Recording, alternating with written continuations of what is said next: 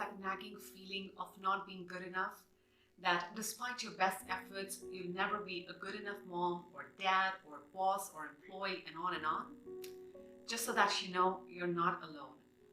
I struggled with it just as much, especially when it came to my work. So no matter how much I worked, it never felt enough. So you can only imagine the amount of stress, both physical and mental, that I had on a day-to-day basis. But most recently, I found a way to shift this mindset, and I am super excited to share with you all in this video. If you are here for the first time, my name is Kiran. I'm an author, and I write about emotional resilience and wellness. And the link to my book is in the description below. So before we get into the how-to and I share the solution with you, I do want to add that the voice of not being good enough is the voice of your inner critic. And rarely does that voice go away.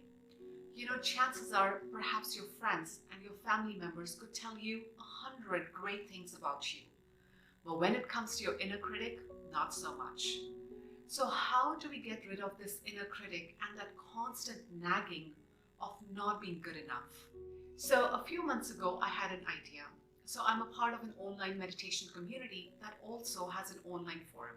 And back in December, I decided to post in the forum every single day. My intention at that time was primarily to keep track of my meditation practice and also the work I was doing on a day-to-day basis. So since I'm creating an online business, so what I noticed was that no matter how much work I did, it never felt enough. So like part of my work involves, creating content, writing, making videos, and no matter how many hours I would put in, I would always have this lingering feeling. Maybe I could have done one thing more.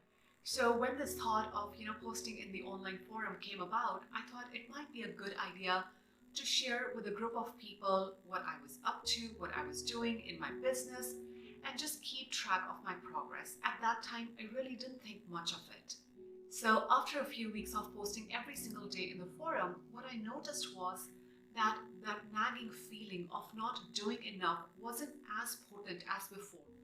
And times when that feeling of not doing enough would come up, I would go to the online forum and I would look at all the previous entries and just see how far I had come. And that would zip up the voice of that inner critic. So thanks to this exercise of posting every single day, I stopped myself driving to exhaustion, and I kept reminding myself that I needed to focus on consistency rather than intensity. So it's been a little over 4 months now since I've been posting every single day, and the other day it dawned on me that the nagging voice of not doing enough has almost disappeared. So at first I honestly couldn't fathom what just happened. Like, how did I go from struggling with not enough to being okay? And that's when I came across this quote from American philosopher Hoffer, who says, no matter what our achievements are in life, we think well of ourselves only in very rare circumstances.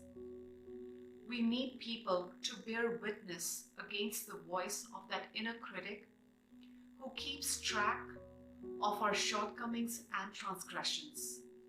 We need people to convince us that we are not as bad as we think we are.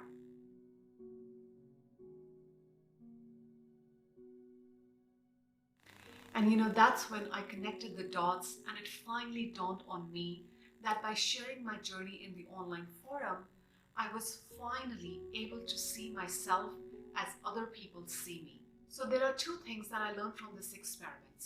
Number one, when someone or a group of people can compassionately witness your journey, it really frees you up from that constant nagging of inner critic. It's like you can finally let go of the burden that you've been carrying all along and just accept yourself for who you are and who you're not. The second thing I learned was that sometimes it's a lot easier to share your struggles and challenges with a group of strangers than your immediate family or even close friends. Like the community that I'm a part of does not have my immediate family or my close relatives. And what I noticed was that, I could freely express myself, just say it like it is. Because at some level, at least for me, it didn't matter how a stranger would perceive me. So in contrast, say a close relative member was a part of this community, I might have held back from sharing.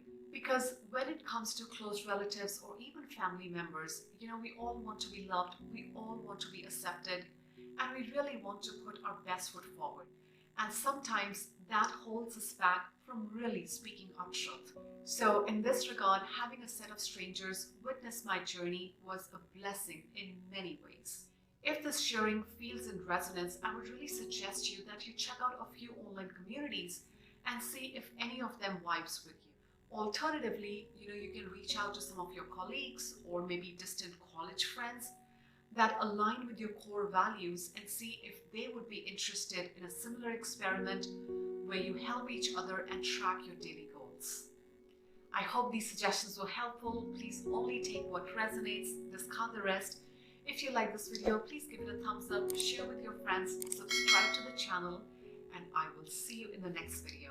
Thank you and have a great day.